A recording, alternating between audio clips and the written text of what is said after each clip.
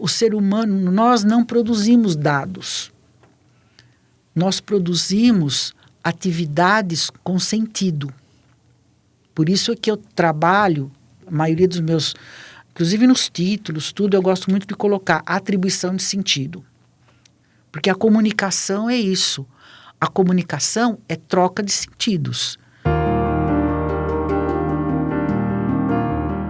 Comuniconcast, o podcast do PPG-Com ESPM.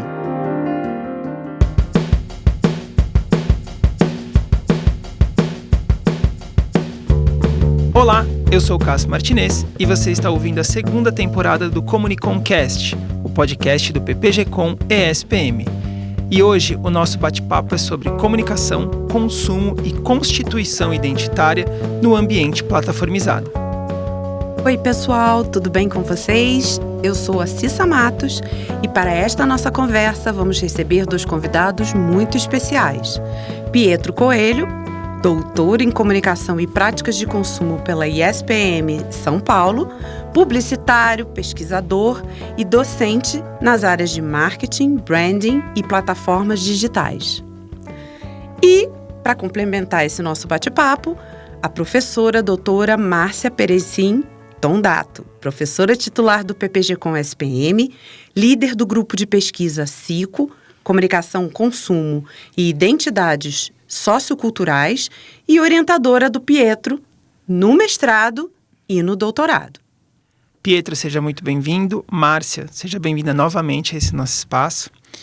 Vou começar mais perguntas direcionando para você, Pietro. Okay.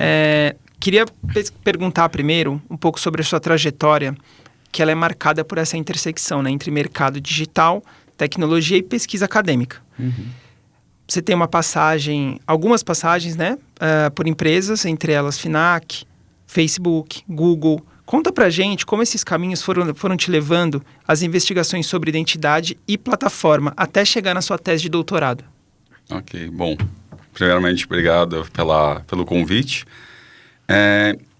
Então, na verdade, eu era uma pessoa bem de mercado, né? Eu trabalhava bastante com marketing digital, com planejamento estratégico, mas eu sempre tive essa vontade de dar aula, de entrar no meio acadêmico. E uma coisa que eu sempre vi, inclusive a Márcia, a gente conversa bastante sobre isso, e acho que todo mundo aqui já deve ter passado por isso, que é como fazer essa intersecção, né? Parece que às vezes a academia não quer saber nada do mercado, o mercado não quer saber nada da academia, e eu não queria fazer isso. Eu não estava afim de começar um mestrado ou um doutorado. Aliás, nem o doutorado eu queria, eu falei um mestrado primeiro. E falar assim, eu vou largar tudo que eu estou fazendo, fazer um mestrado que não vai ter nada a ver com a minha carreira, nada a ver com a minha área, só pelo ato de pesquisar. Então, como eu trabalhava com isso, eu me formei em publicidade aqui na SPM, e eu queria muito fazer assim, eu quero fazer alguma coisa no mestrado que possa me auxiliar também no mercado profissional, né, nas empresas, nas agências. E a gente sabe que publicidade, marketing no geral, é muito entender o consumidor, é entender o mercado, é comportamento, é necessidade, é desejo. E até quando eu entrei aqui, eu tinha acho que todo mundo que entra no mestrado tem isso, né, de você chega com um tema querendo abraçar o mundo. Conversando com a Márcia, a gente foi afunilando e eu falei, olha, vamos tentar entender uma coisa então de redes sociais, né, de marketing digital, mas vamos entender então o papel do usuário, né? Como que influencia comportamento, como que a rede social acaba, por exemplo, ditando o que ele vai comprar, o que ele vai consumir e como a gente vai se moldando para isso. E aí a gente foi, né, cavucando e aí a gente chegou na questão da construção identitária. Então, eu acho que o mercado me ajudou muito a entender assim, quais eram as necessidades reais hoje no campo do marketing, no campo da comunicação e da publicidade talvez mais, vamos dizer assim, prática, entre aspas. E aí, quando eu fui para o mestrado e posteriormente para o doutorado, eu falei, cara, então vamos tentar fazer essa linha, né, para ser uma coisa assim que é interessante tanto para a academia quanto também para empresas, para agências, para o pessoal que está no dia a dia mesmo, fazendo campanha, montando estratégias. Então, acho que foi, na minha visão, acho que foi mais ou menos esse caminho que eu segui. Perfeito.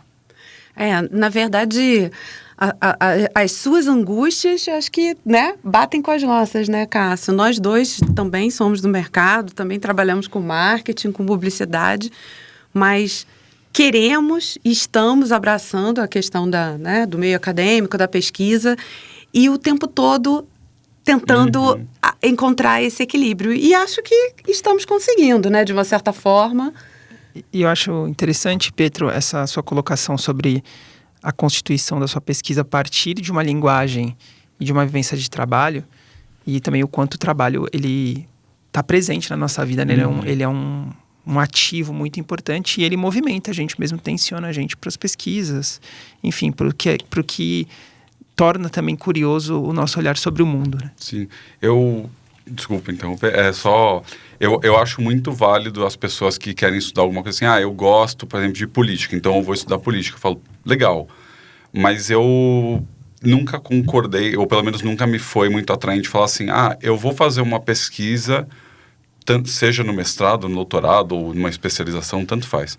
Eu não vou fazer uma pesquisa que assim, ela vai acabar e eu vou falar assim, legal, nunca mais vou usar isso. Eu falo, cara, eu vou jogar 2, 4, 6, 7, 8 anos da minha vida fora só para fazer uma pesquisa para ter um título. Então, se eu vou pesquisar alguma coisa que de alguma forma vai me ajudar na minha carreira, na minha vida pessoal, alguma coisa assim. E também eu acho que porque a gente pode até reclamar do mercado, reclamar da publicidade, mas tem um lado... A gente reclama. Mas tem um lado nosso que é apaixonado por isso, né?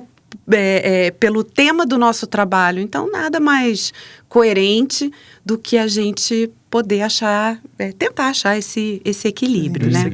Com certeza. Bom, Márcia, é um prazer ter você aqui de novo no nosso podcast.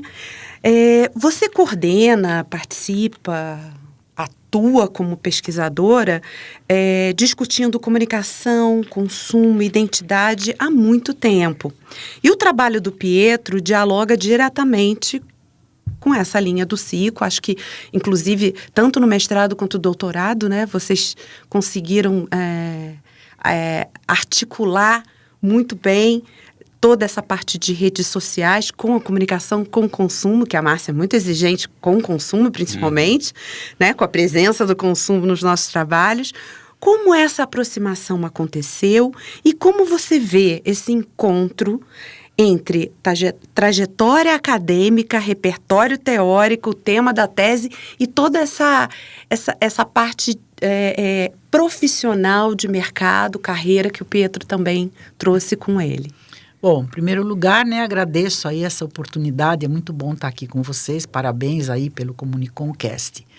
Olha, eu acho que é o seguinte, né, retomando um pouco da minha trajetória, porque eu também vim do mercado, também sou formada em publicidade, né, e aí quando o Pietro entrou, na verdade, eu ainda estava mais focada em telenovela, eu até procurei puxar um pouquinho para telenovela, né. Graças a Deus não conseguiu.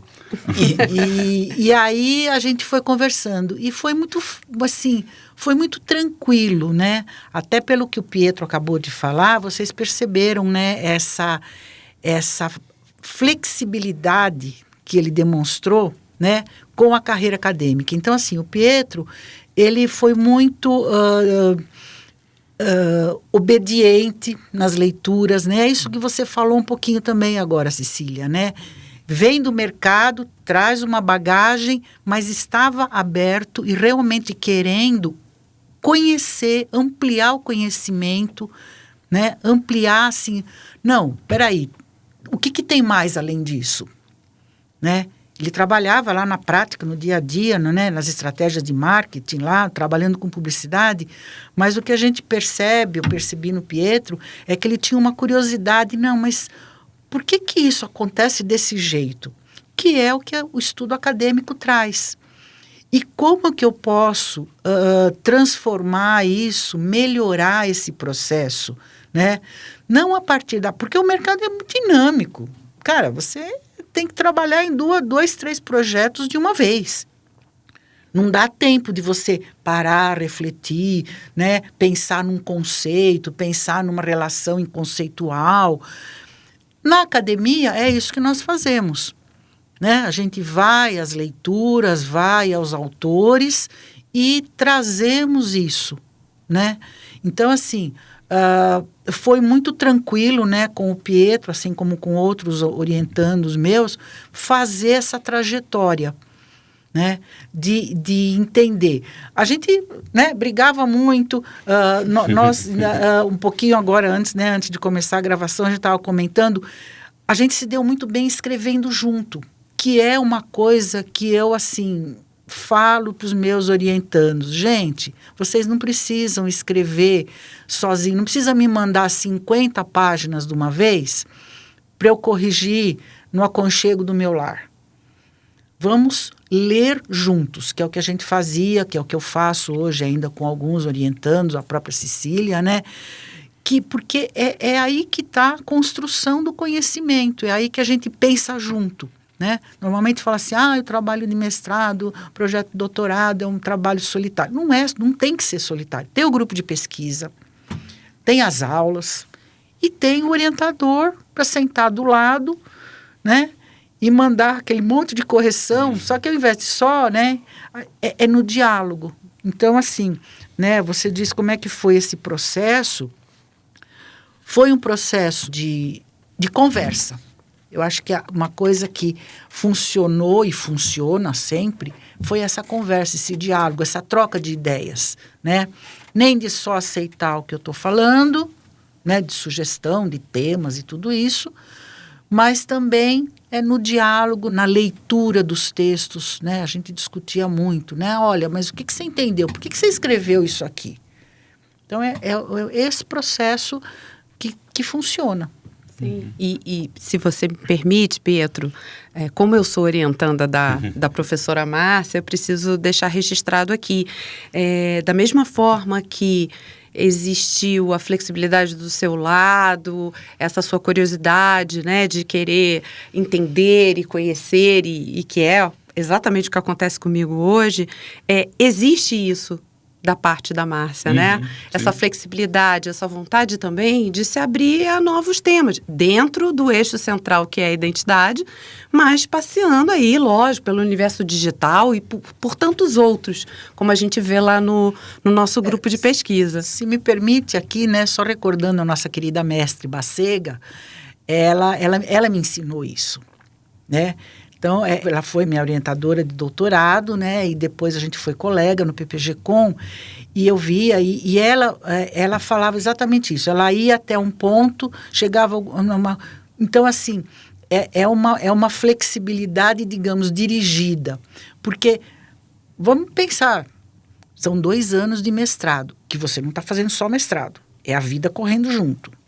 São 4 anos de doutorado. Se você não fizer algo que você gosta, é o que eu sempre falava, você tem que, em primeiro lugar, se apaixonar pelo seu tema.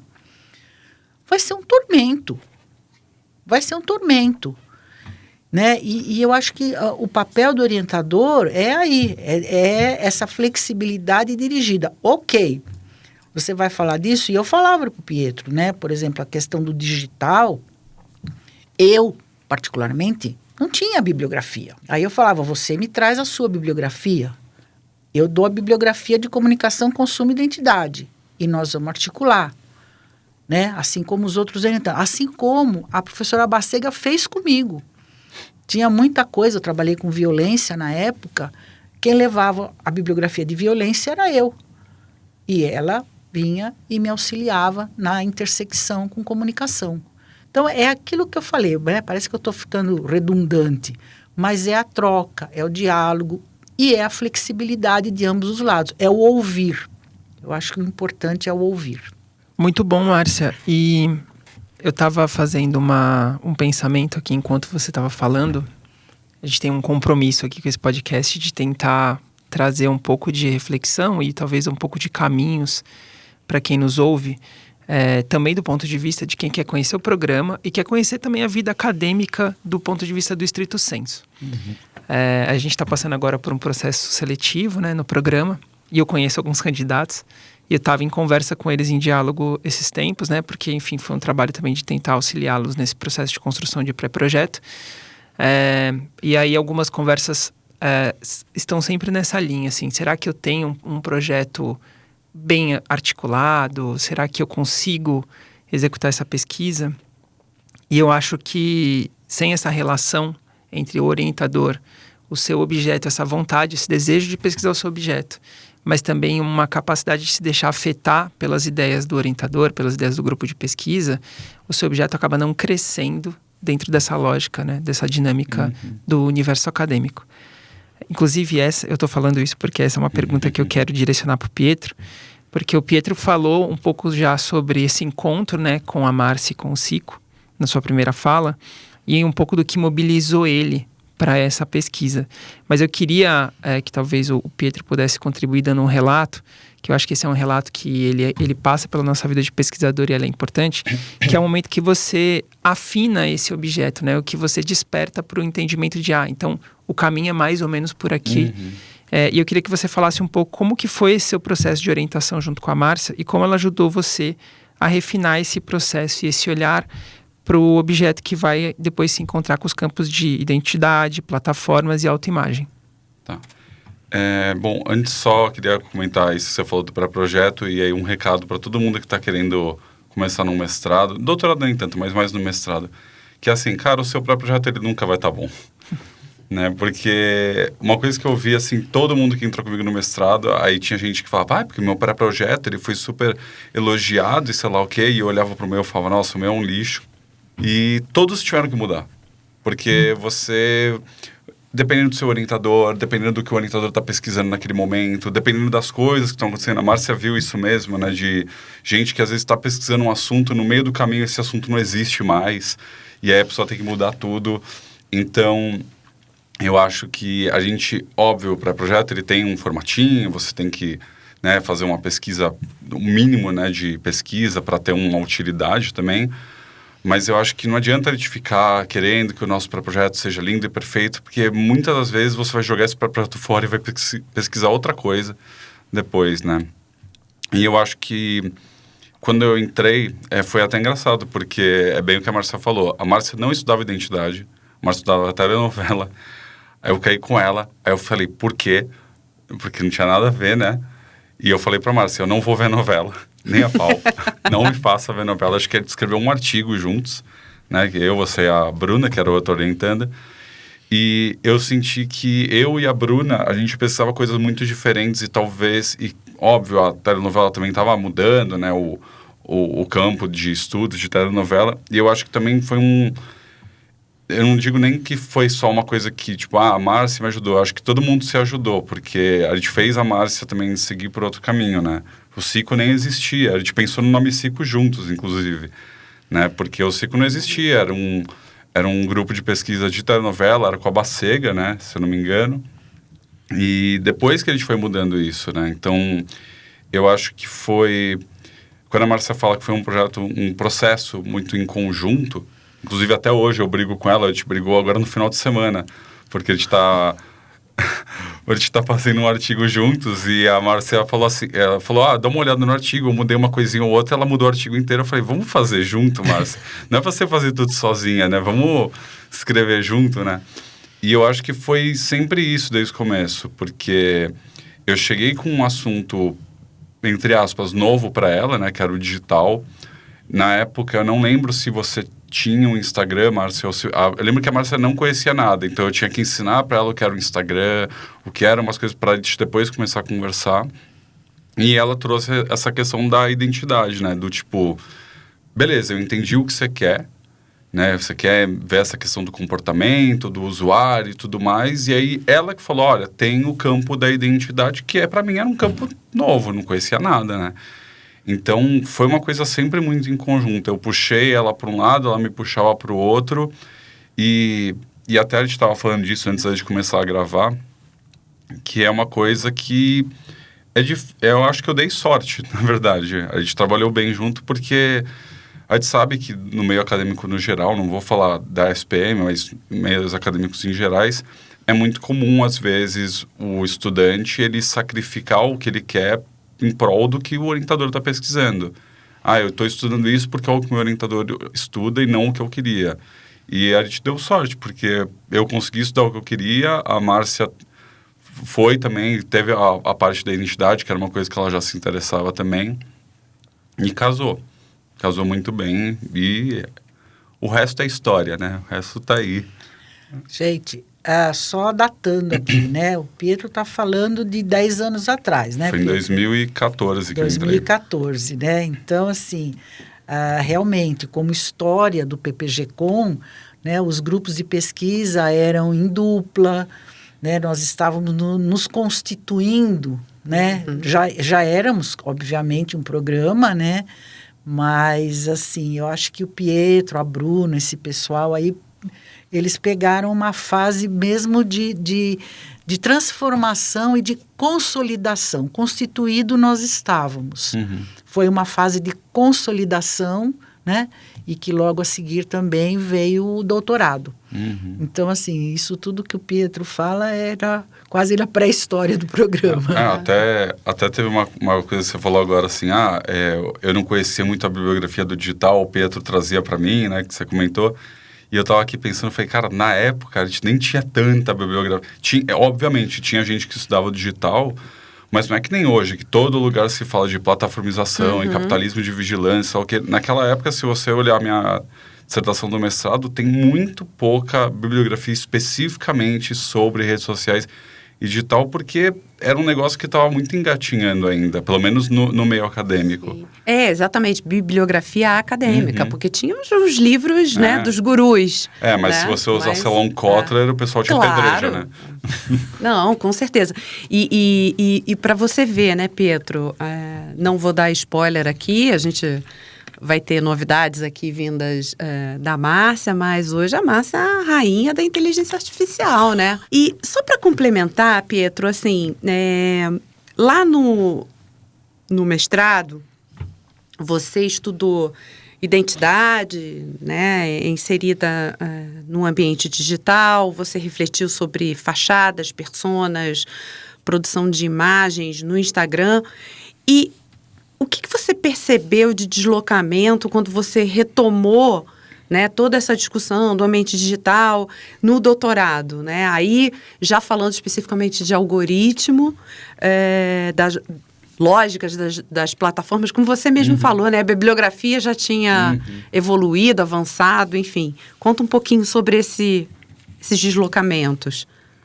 Não só a bibliografia, eu acho que o mundo inteiro evoluiu, né? Então, como eu comentei, né? Durante o mestrado, eu senti que eu tive que fazer muito a ponte, assim, cara, não tem bibliografia sobre isso, ou não tem muitos estudos sobre isso, então eu vou ter que pegar, por exemplo, um Benjamin que fala de fotografia há sei lá quantos séculos atrás e falar assim, como que esse cara vai conversar com redes sociais, por exemplo, né? Como esse cara vai falar com o Instagram. Então, eu fiquei fazendo muito essa ponte. E eu acho que para quem quer continuar no doutorado depois, às vezes, com o mesmo tema de pesquisa, essa foi uma coisa muito difícil para mim, porque eu falei, cara, o que eu vou falar, né? Eu não queria fazer uma coisa nova, eu falei, seria legal continuar a pesquisa, eu gostei do que eu fiz no mestrado. E até só para exemplificar para quem estiver ouvindo, né?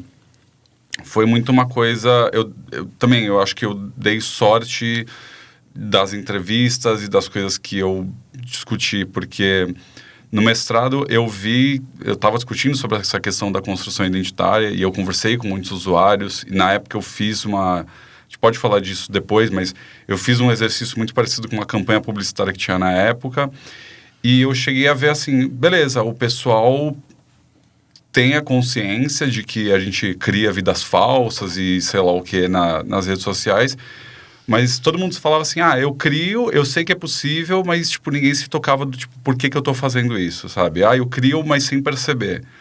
E, na época, existia algoritmo, com certeza existia, mas não se falava disso. Isso foi há 11 anos atrás, né, quando eu comecei o mestrado. E agora só se fala em algoritmo, né? Não tinha documentários sobre isso, livros sobre isso.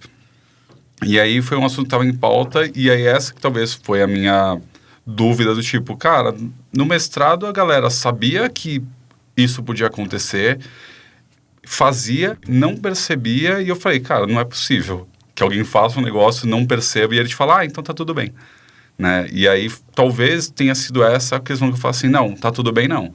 o que que é isso que está moldando, o que é isso que está puxando. E aí o algoritmo entrou aí, né? Que eu falei, então vamos ver se tem a ver com isso, né? É um assunto que está se falando muito. Então,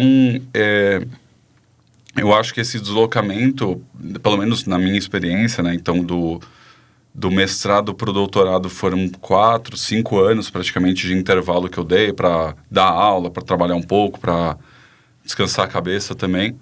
E eu acho que foi isso, assim, de ver como tudo foi evoluindo e falar assim, beleza, agora como eu pego, então, todas essas mudanças, tudo que está acontecendo com o mundo e vejo como isso se relaciona com aquilo. Que é algo, e não querendo desmerecer quem faça isso, mas isso é uma coisa até que a Márcia, quando eu terminei o mestrado, a Márcia queria que eu fizesse um doutorado. Inclusive eu fui xingado por alguns professores quando eu falei que eu não queria... Não, mas de brincadeira. Quando eu falei que eu não queria emendar. E a Márcia falou isso pra mim. Ela falou, eu acho que você não tem que emendar. Dá um tempo, dá uma descansada, trabalha um pouco, vai dar umas aulas. E aí acho que pra mim, pelo menos, isso foi ótimo. Porque talvez se eu tivesse emendado, eu não ia ter informação o bastante para fazer um negócio decente. E talvez esse tempo me permitiu assim, cara, muita coisa mudou e agora eu acho que eu tenho uma resposta para aquelas dúvidas do mestrado.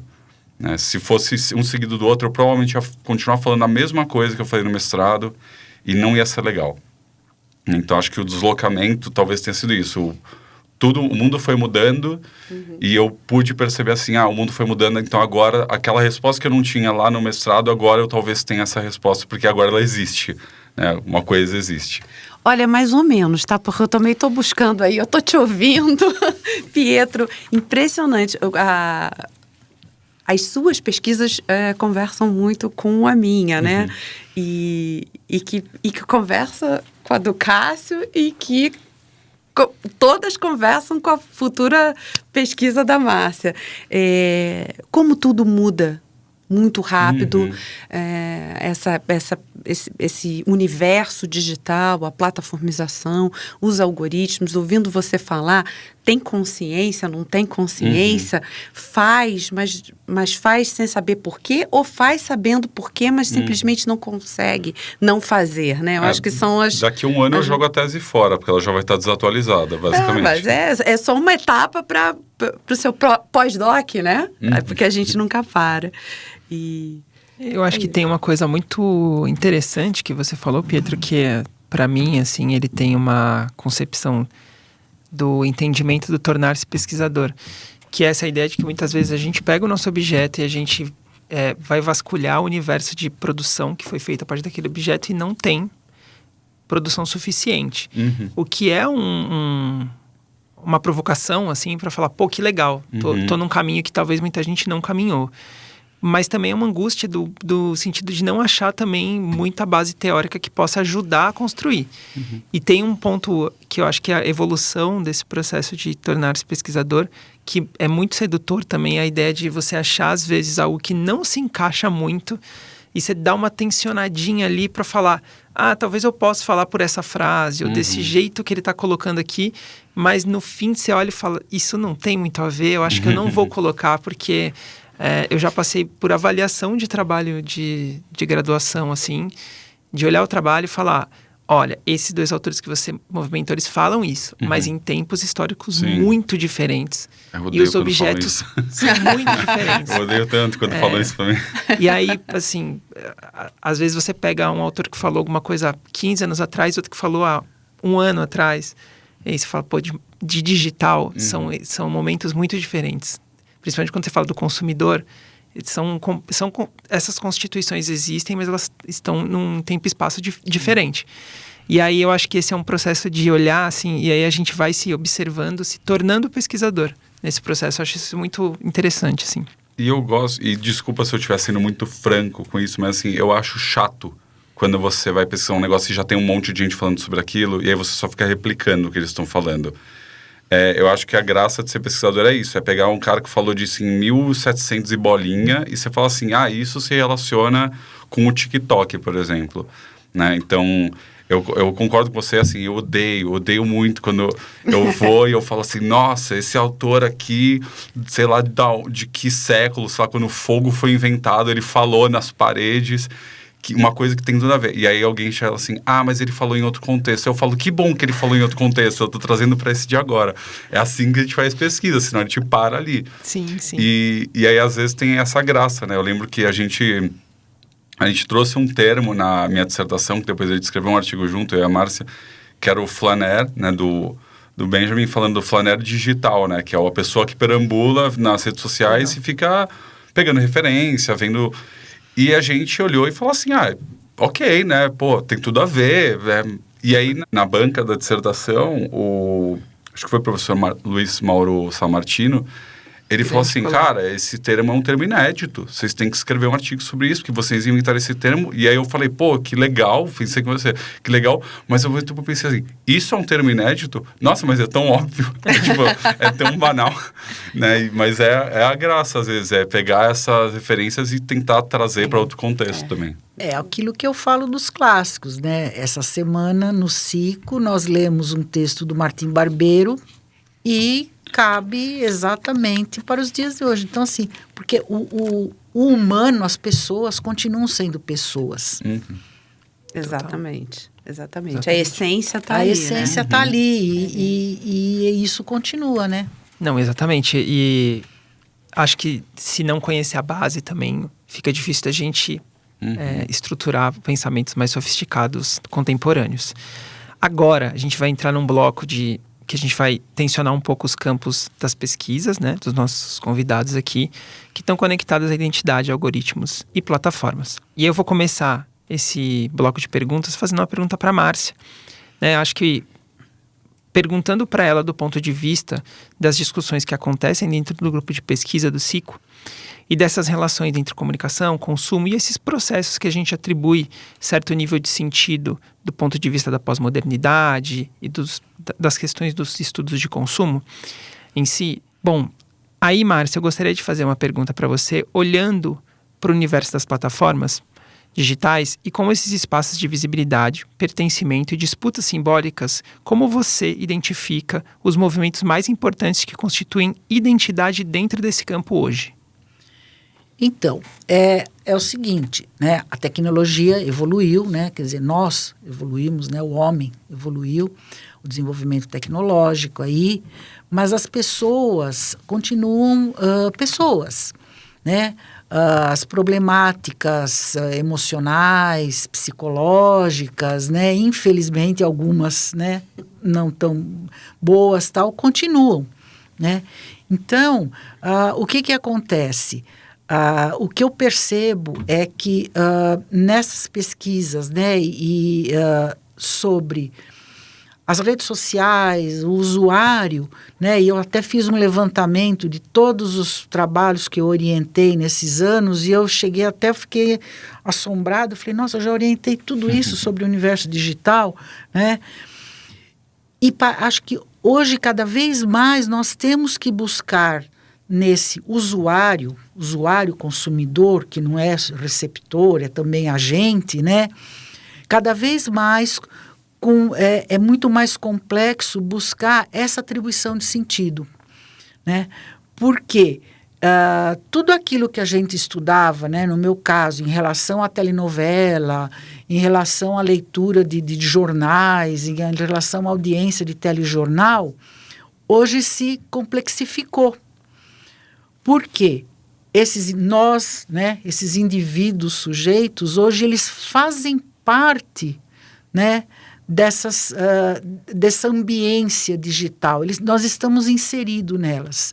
Mas, ao mesmo tempo, nós temos o nosso mundo, né, que a gente não chama mais de offline, mas que também vai constituir esse contexto, né, de como eu recebo, como é que eu decido, né? Como o caso dos estudos lá do Pietro, como é que eu decido o que eu vou postar, o que eu não vou postar, como é que eu vim me mostrar, mas eu me mostrei desse jeito lá no Instagram e agora eu não posso aparecer tão diferente fora do Instagram, né? Porque quem me conhece de perto cria uma contradição muito grande que vai, obviamente, né, e talvez aqui é um achismo meu, eu ainda vou fazer a pesquisa, né, eu vou até usar uma palavra que eu não gosto muito, vai impactar com muito mais ênfase essa constituição identitária.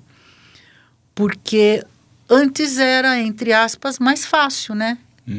E aí o Hall vem, né, com toda a teoria lá dele de fragmentação na pós-modernidade, tudo isso.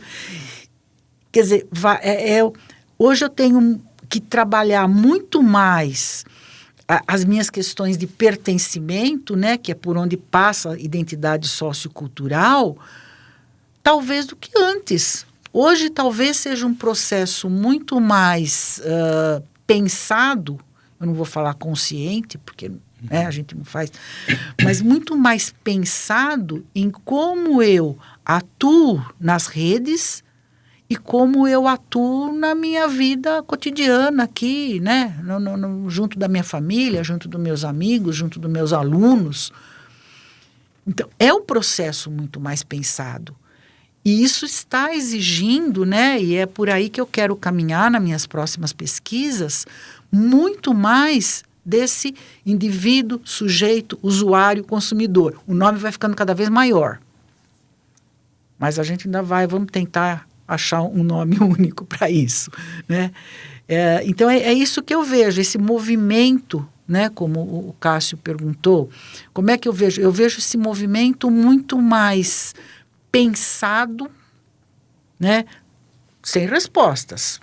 Né? Não é assim que a pessoa chega a falar, eu faço isso por causa disso, eu faço isso por causa daquilo. Não é isso.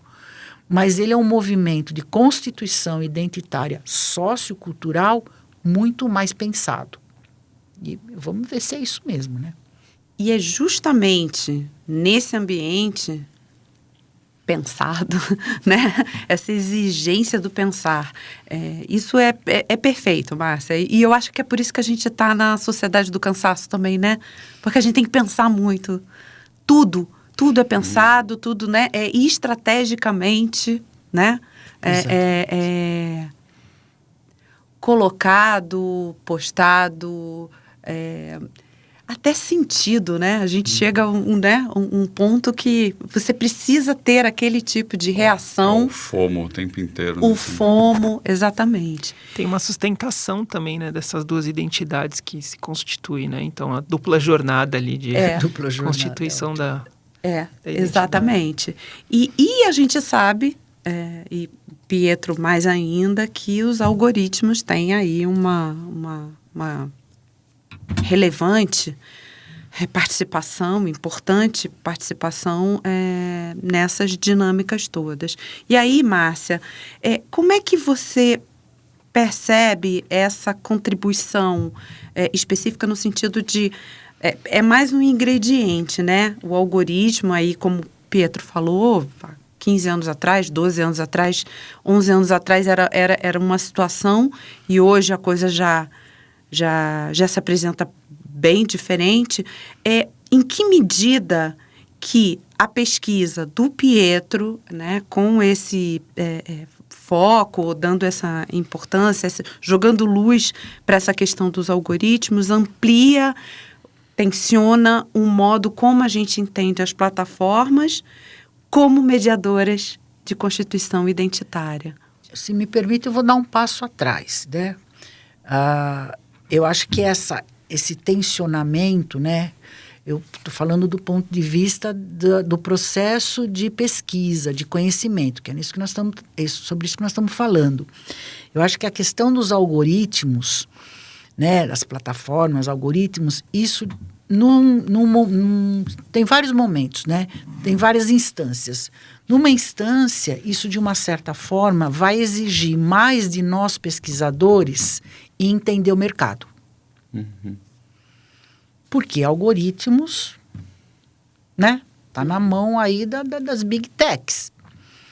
E se eu não entender até a parte tecnológica, né? Embora não estou falando que a gente vai entender como é que funciona, porque isso a gente não tem acesso. Mas entender as relações mercadológicas, geopolíticas, nós temos que entender esse mercado, né? Porque aí a gente tem as big techs, mas não é só falar as big techs. Eu tenho Estados Unidos, eu tenho Ásia, eu tenho Ásia, não é Ásia, é China, é Japão, é Coreia, eu tenho Europa. Então, um primeiro passo é lembrar de, se não entender, mas pelo menos trazer isso, explicitar isso, né? E aí, do ponto de vista aí do pesquisador, né? Então, baixando lá, vamos trazer, né? Voltando à Terra, pesquisar, né? Tem um lado, vamos dizer, aplicado, né? Será que as pessoas estão entendendo o que seja isso? Porque todo mundo fala em algoritmo. É a mesma coisa na época, né? Lá na nossa pré-história, lá na minha pré-história, que o pessoal começou a falar de inflação. Todo mundo fala de inflação, mas na verdade ninguém entende o que é inflação. É a mesma coisa que o algoritmo. Qualquer um, mas tem um algoritmo. Eu só assisto não sei o que da Netflix, eu sei que é o algoritmo que manda isso, eu sei que é o algoritmo que manda aquilo. Ok. Mas um aspecto, então, dessas pesquisas sobre constituição identitária vai ter que passar por isso. Ok, as pessoas têm essa noção e o que elas fazem em relação a isso? Que é muito comum a gente falar assim, eu tento driblar o algoritmo. E eu acho que aí é que está o pulo do gato, se me permite a expressão, para entender essa constituição identitária. É muito interessante. Né? Porque, voltando àquilo que eu já falei, não é mais uma questão de constituição identitária no cotidiano. Imagina só, né, um jovem ou, né, uma pessoa que tenha mais preocupação sobre isso, saber da existência do algoritmo e atuar dentro das redes intencionalmente tentando... Gente, isso é muito louco. É trazer, né, uma questão mundial de relações internacionais para o meu cotidiano, para trabalhar o que eu quero ser dentro das redes. Eu penso por aí. E é daí também que surgiram algumas problematizações do meu próximo projeto. Agora a gente está chegando naquele momento, né? O nosso momento especial do podcast, que a gente... Cafezinho metodológico. É o cafezinho metodologia. É o assunto mais discutido, acho que não só na SPM, no PPG-Com, mas na academia, né? Metodologia.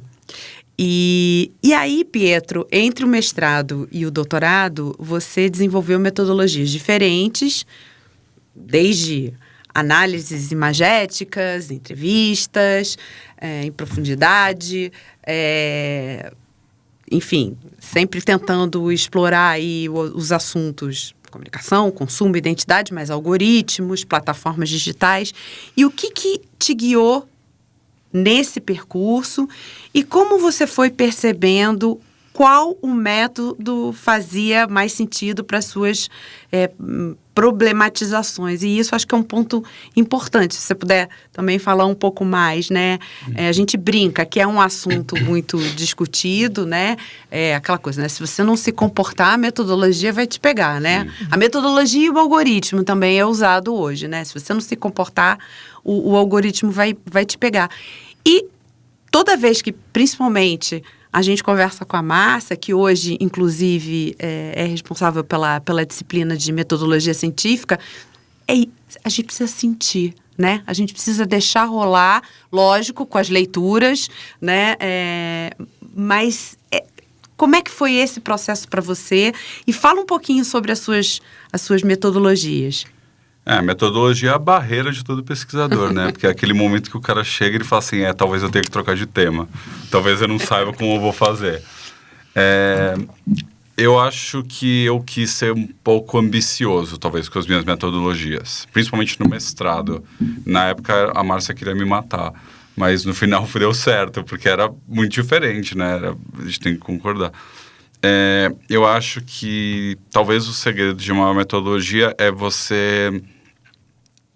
Pode parecer óbvio que eu vou falar, mas ver o que faz sentido para o que você quer descobrir, né? Porque no caso, por exemplo, do meu mestrado, né, para quem não sabe, eu me baseei, na época estava em alta aquela campanha, acho que da Dove, o nome acho que é Retratos da Real Beleza, se eu não me engano, né, em que uma pessoa ia, falava, ela se descrevia, uma pessoa desenhava ela, e aí depois os outros iam descrever ela, e aí mostrava os 2 retratos, né, como os outros te veem, como você se vê. E na época eu olhei e falei assim, cara, é isso. Porque eu quero muito ver, assim, como a pessoa constrói uma identidade, como a gente constrói uma vida lá nas redes sociais. E eu falei, é muito... E eu quero saber se as pessoas têm consciência disso. Então, o que eu fiz foi basicamente isso. Chegava para uma pessoa e falava, fala aí de você. Ela me descrevia, falava o que ela gostava, o que ela não gostava, como ela era como pessoa, os hobbies, família e tudo mais. E aí, depois eu pegava o Instagram dos outros entrevistados e falava assim, dá uma olhada no Instagram dessa pessoa, me fala como ela é. E aí, eu fiz isso com todo mundo e comparei. E aí, eu via que, assim, o cara falava, eu sou super discreto, eu sou super de boa e tudo mais, só tinha foto de balada e selfie.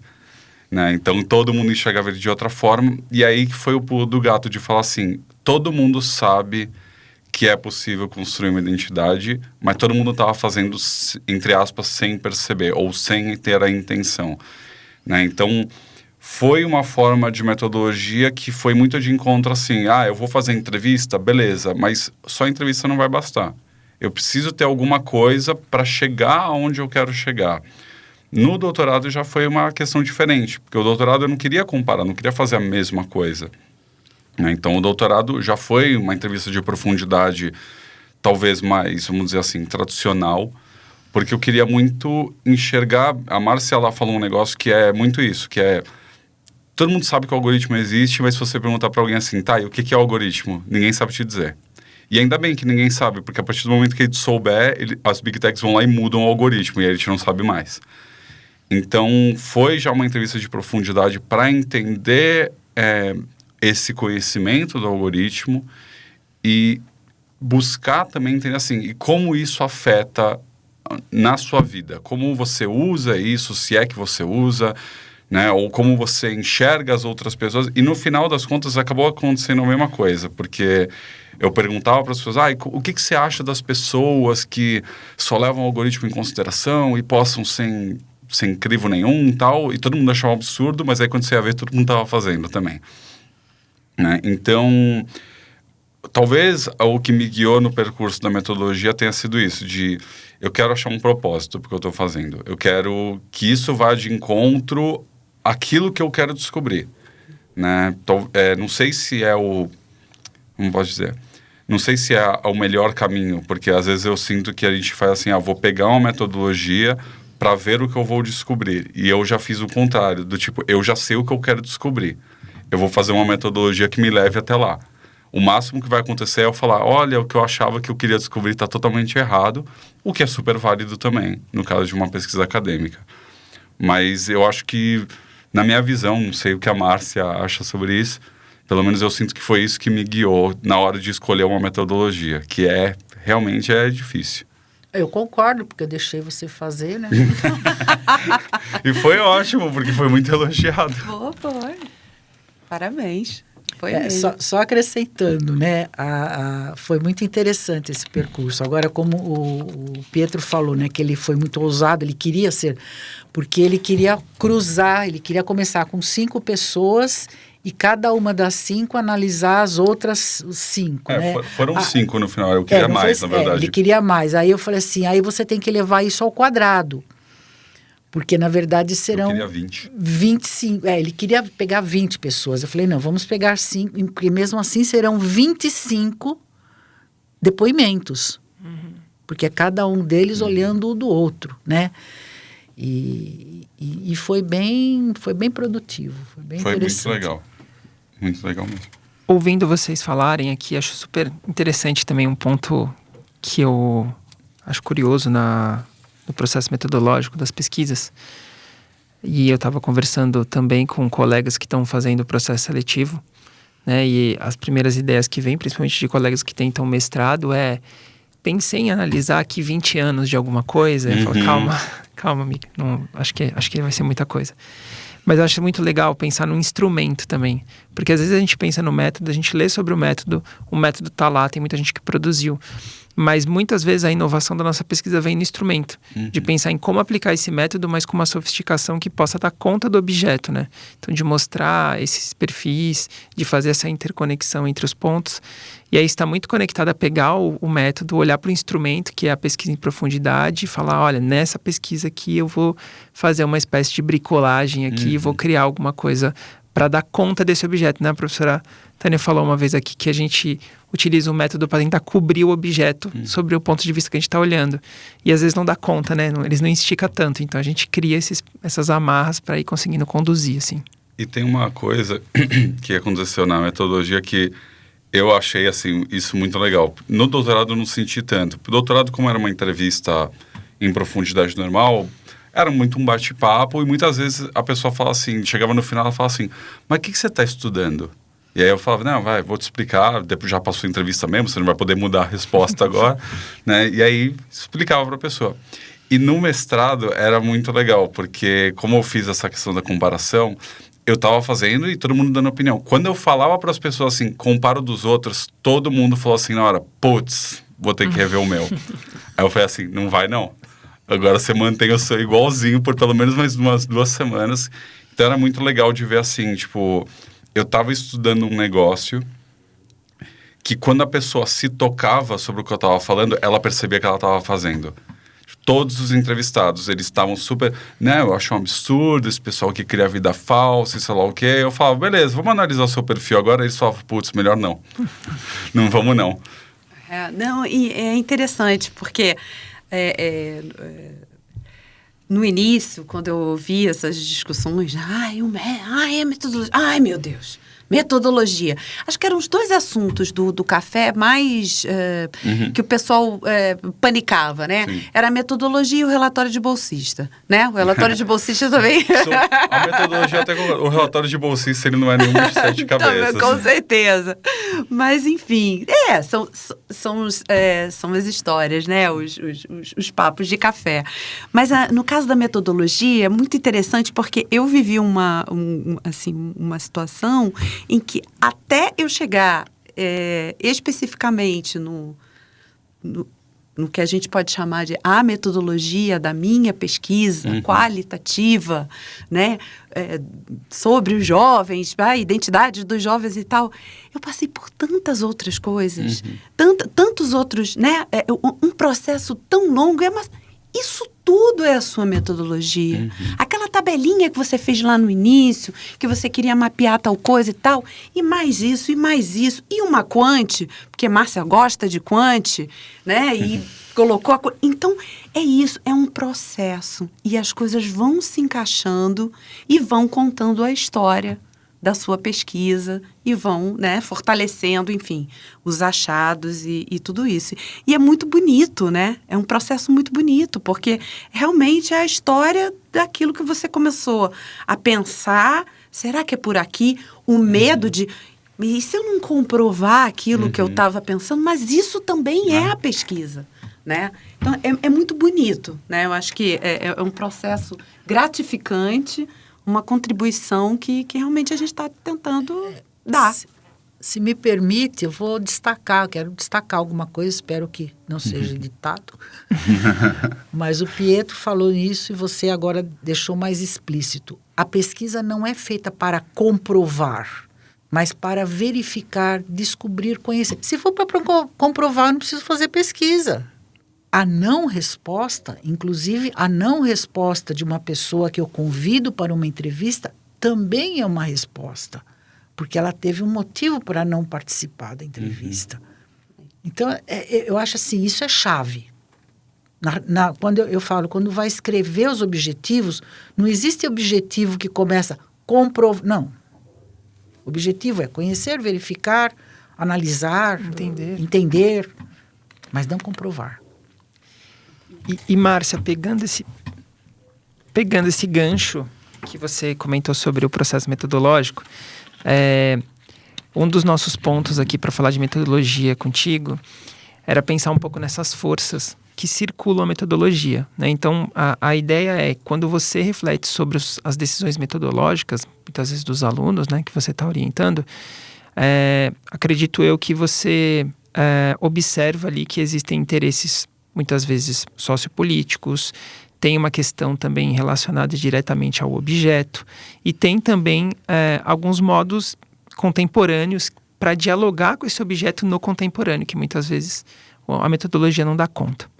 E aí, dentro disso, a gente selecionou aqui um termo, mas eu vou tentar dar uma suavizada nesse termo, que eu acho que é como que a gente pode ajudar os pesquisadores não a perder o medo, mas a estimular eles dentro desse processo metodológico para entender essa parte da pesquisa. O que você acha que é importante falar para os pesquisadores, principalmente esses que estão nos ouvindo, como que a gente consegue conduzir a metodologia para, de certa forma, dialogar com esses objetos, olhando para esses processos contemporâneos, essas questões sociopolíticas que se envolvem com essa discussão e com essa decisão? Olha, eu vou fazer uma analogia, eu gosto muito de fazer analogias com o nosso cotidiano, né? É pensar, por exemplo, você vai pensar numa viagem, né?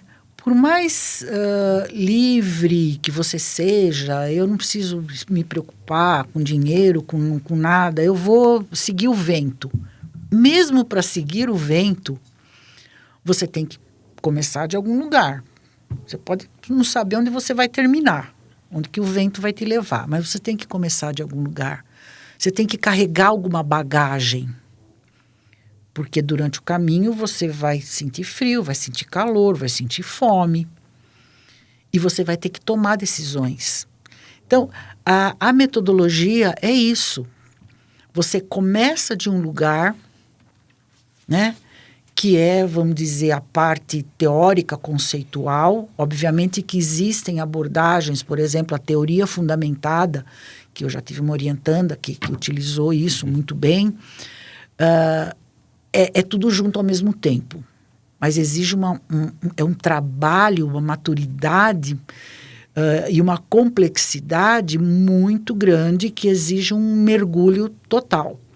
Mas mesmo a teoria fundamentada, você parte de uma base teórica, você parte de uma problematização e vai construindo tudo junto.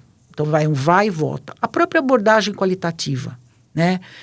Embora tenha, né, as etapas, não, vamos fazer a fundamentação teórica, vamos fazer a revisão bibliográfica, depois, mas quando você vai para a análise, você volta na teoria, né? E é muito comum o aluno falar, meu capítulo 1 está pronto.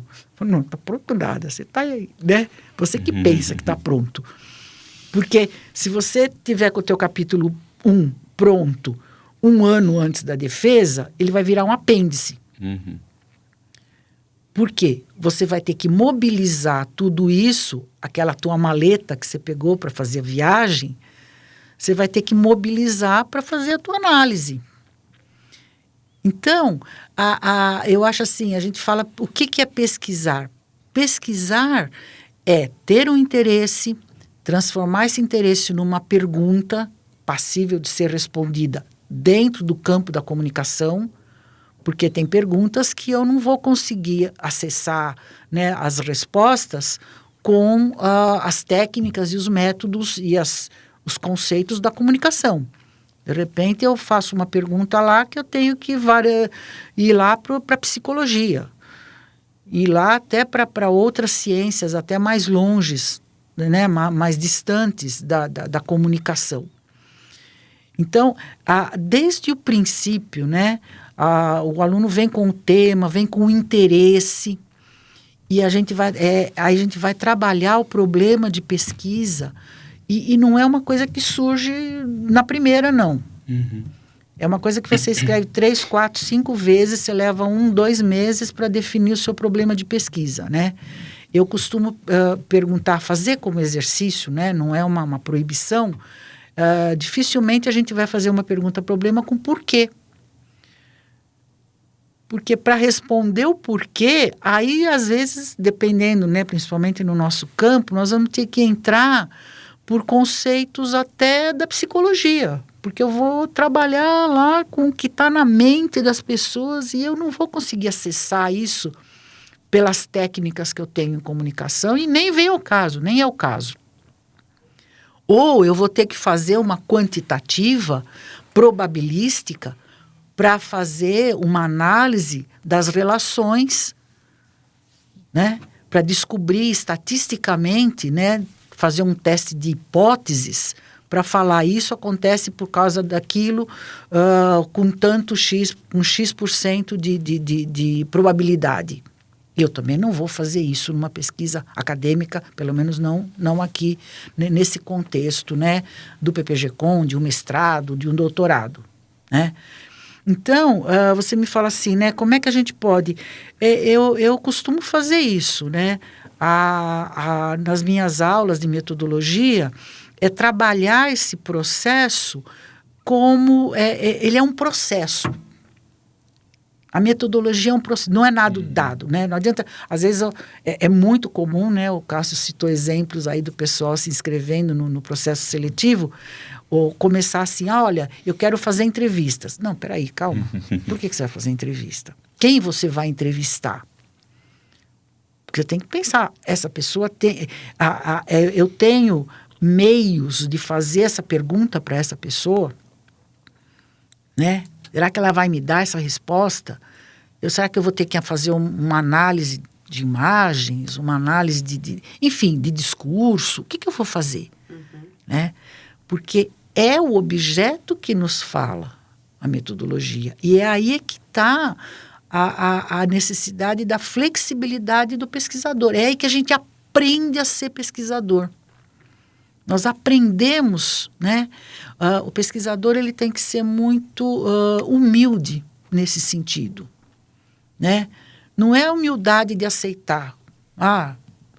O orientador falou, está escrito. Não, mas é essa flexibilidade. Eu acho que esse receio, né, ao que o Cássio se referiu, é mostrar que é um processo, que é flexível e que nada está dado. Eu tenho caminhos. Que caminho que eu vou tomar? Vamos pensar, vamos analisar para onde eles me levam. Até isso eu estava pensando aqui, antes de você falar e durante sua fala, eu acho que você falou assim, como ele te ajuda o pesquisador a perder o medo. E a metodologia eu vejo... A metodologia a gente pode dizer que ela é o grande estraga-prazeres, né, do pesquisador, porque é que nem quando a gente pensa em mensuração no mercado de trabalho. Você tem uma ideia genial, você tem isso, e aí alguém fala assim, beleza, e como é que você vai medir isso? E aí o cara fala, putz, e aí ele tem que voltar atrás. E aqui a metodologia é a mesma coisa, porque, né, isso que o Cássio trouxe também, né, eu quero entrar no mestrado, no doutorado, porque eu quero fazer isso, eu quero entrevistar gente, e aí você fala assim, não, vamos voltar, não é isso. Então a metodologia, talvez a pessoa tenha medo, porque chega aquele momento em que ela fala assim, putz, é agora que eu vou ter que ver como que eu vou provar, entre aspas, que aquilo que eu estou falando faz sentido. Então é nesse momento que às vezes o pesquisador ele tem que voltar atrás, revisar a teoria, ver o tema dele. Então acho que o medo muitas vezes é isso, né? De tipo, vai ser a barreira. Eu preciso passar disso aqui em algum momento para chegar onde eu quero. E aí assim, há pouco eu falei que eu não gosto de usar a palavra impacto e o Pietro trouxe exatamente a situação do mercado, porque como é que eu meço impacto? Tem ferramentas estatísticas para medir influência, para medir impacto, tem tudo isso. Só que não dentro de uma pesquisa acadêmica de mestrado com uma pessoa. A gente tem que lembrar o que uma pessoa vai fazer e o que eu preciso de uma equipe. Né? Então, é essa a questão. E eu acho também, Márcia, Pietro, que talvez o aluno que chegue num momento de mestrado, de doutorado, ele chegue também com uma carga de ensino que buscou muitas vezes aplicar para ele respostas concretas sobre problemas. Então, o nosso processo investigativo, né, de dar... até brinco que eu falo que o nosso trabalho não é dar resposta, é aumentar as perguntas, né? Então, é um pouco disso, assim. Acho que tem uma torção também no próprio pesquisador para ele se encaixar nesse espaço de entender o mundo sobre essa ótica, sobre essa lente. E aí a metodologia vai ajudar nesse processo também. Super e o nosso importante. trabalho não acaba com a gente, né? Também é outra coisa que a gente aprende quando a gente entra para o mundo acadêmico, né? Tentar fazer o melhor trabalho, até para que outros pesquisadores possam se utilizar daquilo que a gente está, da nossa contribuição, para dar continuidade ou para dar, né, sob um outro ponto de vista, refletir sobre aquele mesmo fenômeno. Então, foi até um ponto que eu aprendi, assim, engraçado, não sei se é um estilo ou se é uma imposição, mas depois de um certo tempo eu peguei isso como uma verdade, assim, que os trabalhos acabam com considerações finais e não com conclusões. Porque, né, você está fazendo considerações, não está concluindo as questões. A Márcia mesmo falou, o cara escreve o primeiro capítulo 1 ano antes, depois ele tem que revisar, não está pronto. E aí eu fiquei pensando nisso, falei, mas mesmo quando você termina a dissertação ou uma tese, nunca está pronto. Porque quando você terminou, enquanto você estava fechando, estava tudo mudando ao mesmo tempo, né? Exato. E só voltando um pouco na questão da metodologia, que a Cecília me lembrou, né, de um aspecto importante. A metodologia, no campo acadêmico, ela é importante para que outros pesquisadores possam continuar a partir da sua pesquisa ou até replicar a sua pesquisa em outros contextos. Então, a metodologia serve para isso também. Por isso que ela tem certas regras, certas normas, por isso que ela tem que ser registrada, porque essa é uma outra característica. O nosso trabalho, ele é publicado. As bancas são públicas, eles ficam disponibilizados nas bibliotecas, justamente para fazer parte dessa roda do conhecimento, né? Para fazer parte dessa construção do conhecimento do ser humano. Gente, excelente. Tô adorando o nosso papo até aqui. A gente agora vai entrar num campo falando um pouco sobre as nossas considerações finais, então, fazendo uma analogia a esse processo da pesquisa. Vou começar com você, então, Pietro. Eu queria te perguntar, assim, olhando para o futuro e para os desdobramentos desse seu trabalho, o que você acredita que pode ser mobilizado agora? E pensando um pouco em possíveis pesquisadores que tenham interesse nesse campo, interesse no seu objeto de trabalho também de pesquisa, que você indicasse livros, séries, autores ou perfis, pesquisas que você possa deixar como dicas para o pessoal que quer entender um pouco mais sobre identidade, algoritmos e autoimagem nas plataformas. Tá. Esse é um campo que está sempre em mudança, né? Então, hoje, se eu falar assim para você, o que está mobilizando, o que a gente vai pesquisar com certeza toda essa questão da inteligência artificial e mesmo o algoritmo, né? Que a gente falou, o algoritmo está sempre em constante mudança. Então, acho que para quem quer estudar tanto a questão da identidade quanto a questão do ambiente digital, você saber assim, ambiente digital muda o tempo inteiro e muito rápido, e identidade, a gente é ser humano, a gente também muda o tempo inteiro. Então, é um trabalho que nunca vai acabar. Eu acho que hoje essa questão de inteligência artificial, ou esses termos, né, o FOMO, como a gente já comentou também, eu acho que são coisas que a gente pode cada vez mais ficar de olho para entender como isso pode se relacionar com a questão do algoritmo, com a questão das plataformas, né, e tudo que pode surgir aí na frente, que se eu soubesse, eu já seria muito rico, eu estaria vendendo muito curso, escrevendo muito livro sobre isso. Sobre as indicações, eu trouxe aqui uma colinha, né? Então, falando de livros, né? Então, eu poderia citar os mais clássicos, né? Então, o Goffman com a representação do eu na vida cotidiana, que eu usei bastante, inclusive, na dissertação e na tese. Mas eu trago também aqui o Chanel Pold, ele tem um livro que chama We Are Data, Algorithms and the Making of Our Digital Selves. Não tem uma tradução, mas ele está bem dentro do que a gente discute, é um livro bem interessante, um pouquinho caro, mas é bem interessante também. E o Luciano Floridi, que ele tem, na verdade, vários livros, né? Não tem nenhum específico, mas ele fala muito sobre ética de informação, infosfera, então vai entrar muito nessa questão dos dados, da privacidade também, que é uma coisa que eu acho que é bem interessante. Mas se você, jovem pesquisador, quer algo mais acessível para você, para o seu dia a dia, tem alguns documentários também, e algumas séries, né? Então tem o Dilema das Redes, que é o clássico da Netflix. Na minha opinião, como profissional de marketing digital, como pesquisador também, eu acho que ele acaba indo muito para um lado negativo, mas é uma coisa interessante para a gente olhar. E tem um também da própria Netflix que se chama Coded Bias, não tem uma tradução, mas também bem legal para a gente ver. Ele fala de viés de algoritmo, então também vê com uma certa parcimônia, entenda que pode ter um viés aí, né, de pegar a opinião de quem está fazendo o documentário. E se você quer algo mais acessível ainda, aí você vê a série Black Mirror. E aí eu trouxe 3 episódios específicos da série. Primeiro episódio da 3ª temporada, que é o Queda Livre, que fala de ranqueamento de redes sociais. O segundo episódio da 1ª temporada, que é o 15 milhões de méritos, que fala muito da questão da performance, de querer likes o tempo inteiro. E o primeiro episódio da 2ª temporada, que é o Be Right Back, que ele fala também fala um pouquinho dessa questão do algoritmo, dos rastros digitais, dos dados. Então, eu tentei trazer alguns livros mais técnicos, mais acadêmicos, mas se você é uma pessoa que nem eu, que às vezes você só quer relaxar em casa, não pensar em nada, você pode ver uma série da Netflix ou um documentário que dá bastante certo também. Tá ótimo, obrigada. Muito bom. Muito bom. E Márcia, para a gente fechar esse episódio, queria que você contasse um pouquinho sobre o seu novo projeto, que você puder compartilhar com a gente. E já pegando o gancho para uma última pergunta, né, que a gente agora tem feito, principalmente para as pessoas que estão participando, não são novatos no Comuniconcast como o Pietro, né? Então, como é que a gente articula? O que a gente pode articular com comunicação-consumo? Qual é a sua ideia de comunicação e consumo? Que também é uma outra dúvida que a gente vê recorrente, né? Que consumo é esse? Que comunicação é essa?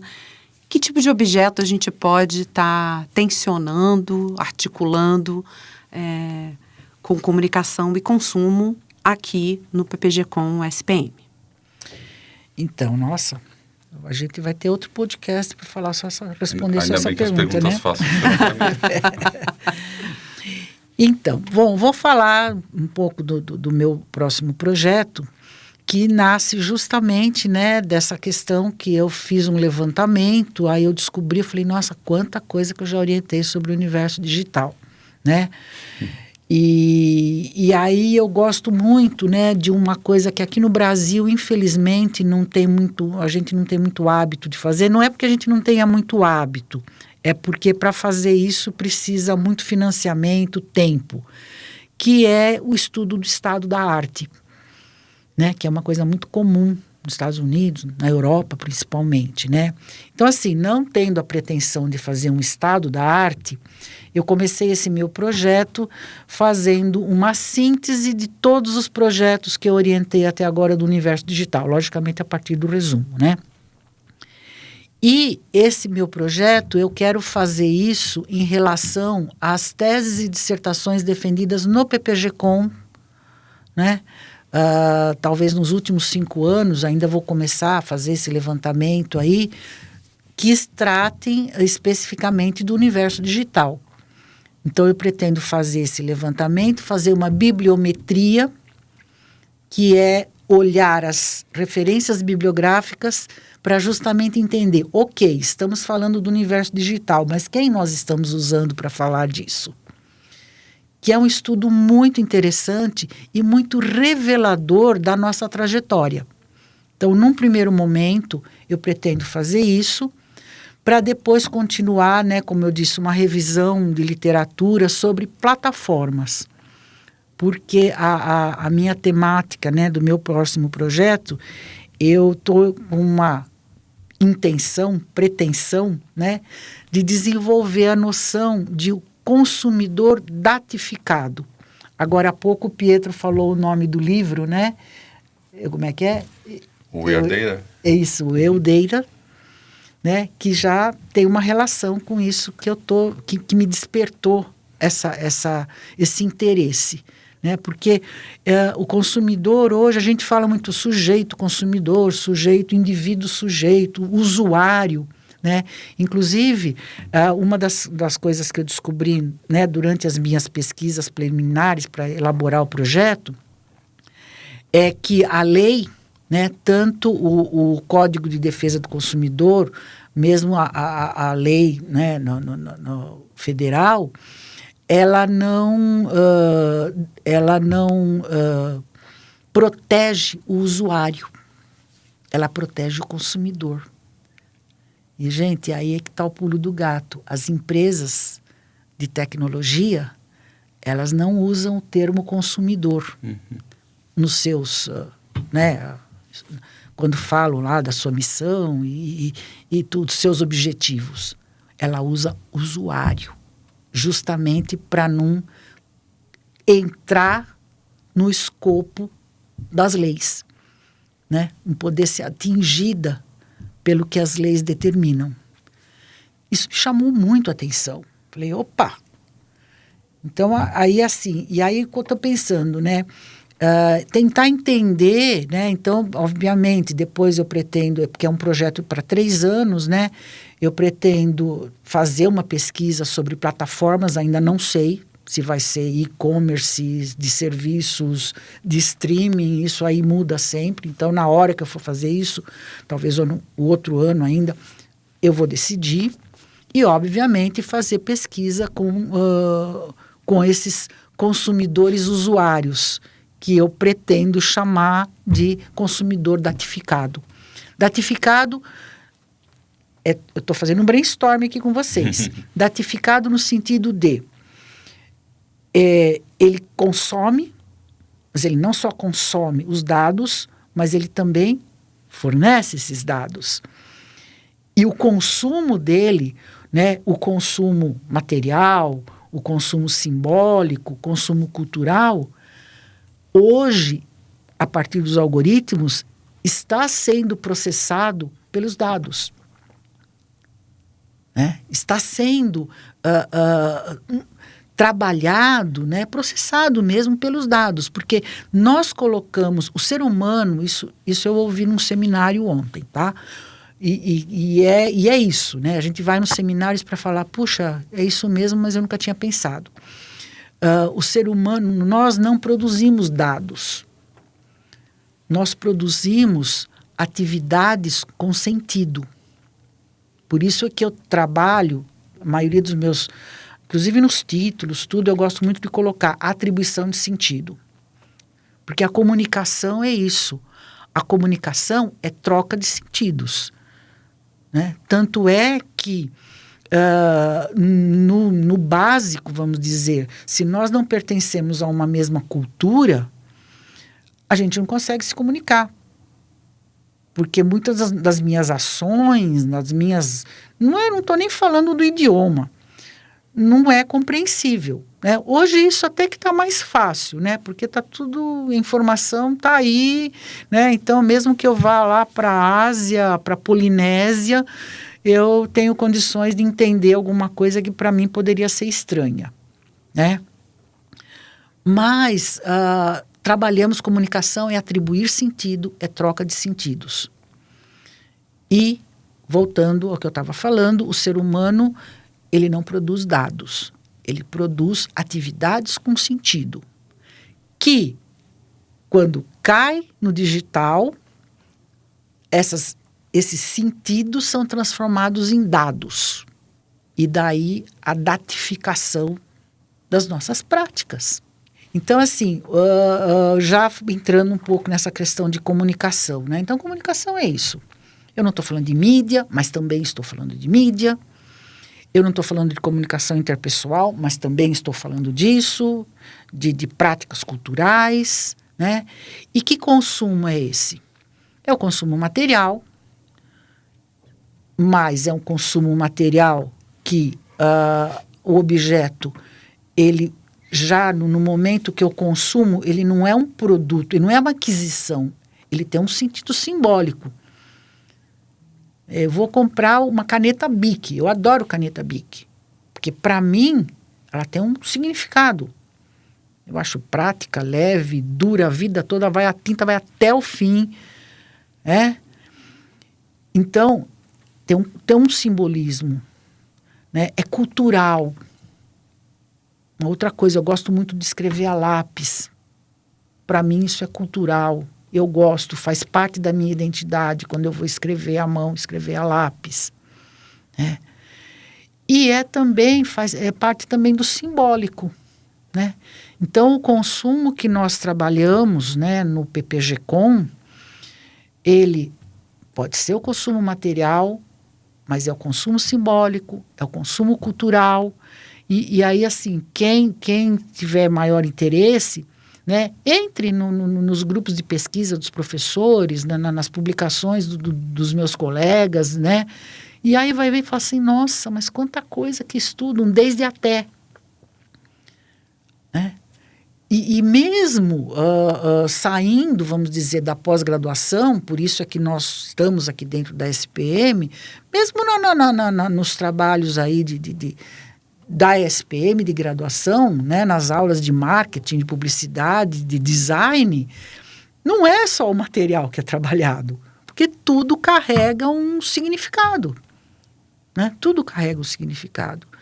Então, é isso. O meu próximo projeto, eu estou com essa ideia, essa pretensão e, né, espero aí, eu sei que vou ter muito o que ler e o que entender, como eu já disse, para além do conceitual, né, entender mesmo essa geopolítica das big techs e na relação de comunicação e consumo. É comunicação e consumo. Não dá para separar. Porque quando eu comunico, eu estou consumindo sentidos.